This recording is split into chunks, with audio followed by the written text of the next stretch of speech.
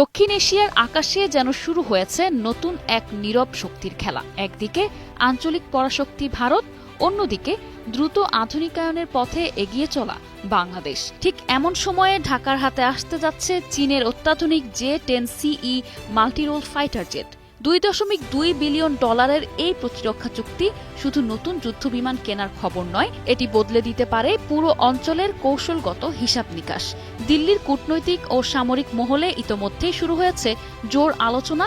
বাংলাদেশের এই নতুন আকাশ শক্তি কি ভারতের চিকেন নেক করিডোরের ওপর বাড়তি চাপ তৈরি করবে, নাকি এটি চীনের বৃহত্তর কৌশলগত পরিকল্পনার আরেকটি গুরুত্বপূর্ণ ধাপ?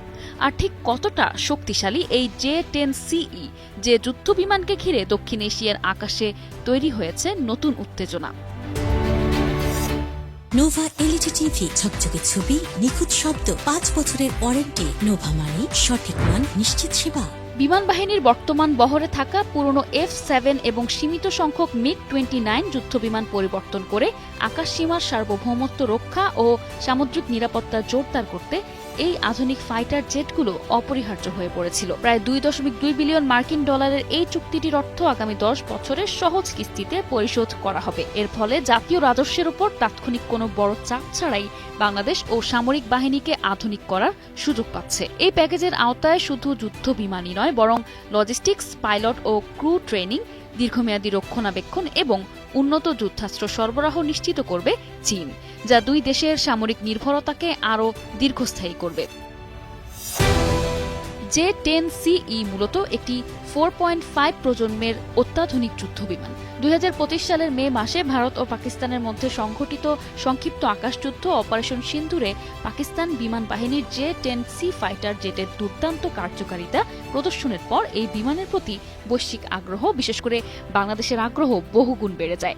এই ফাইটার জেটটি অত্যন্ত শক্তিশালী অ্যাক্টিভ ইলেকট্রনিক্যালি স্ক্যান্ড অ্যারে রেডারে সজ্জিত, যা একসাথে একাধিক লক্ষ্যবস্তু ট্র্যাক করতে পারে এবং শত্রুপক্ষের ইলেকট্রনিক জ্যামিং প্রতিরোধে অত্যন্ত কার্যকর। এছাড়া বিমানটি চীনের তৈরি দূরপাল্লার beyond visual range air two air missile PL-15 ছুড়তে সক্ষম, যা যেকোনো আধুনিক পশ্চিমা বা রুশ বিমানকে আকাশযুদ্ধে বড় চ্যালেঞ্জ জানাতে পারে। উন্নত ডেটা লিঙ্ক এবং এয়ারবোর্ন আর্লি ওয়ার্নিং সিস্টেমের মাধ্যমে এটি যুদ্ধক্ষেত্রে নিখুঁত নেটওয়ার্ক কেন্দ্রিক সমন্বয় তৈরি করতে সক্ষম।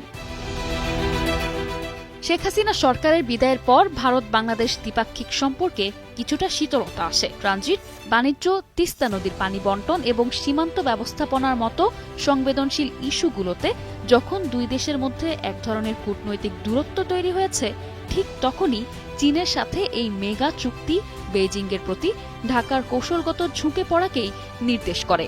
যদিও বেইজিংয়ের সাথে এই চুক্তিকে বাংলাদেশ সম্পূর্ণভাবে নিজস্ব সার্বভৌম সিদ্ধান্ত হিসেবে দেখছে।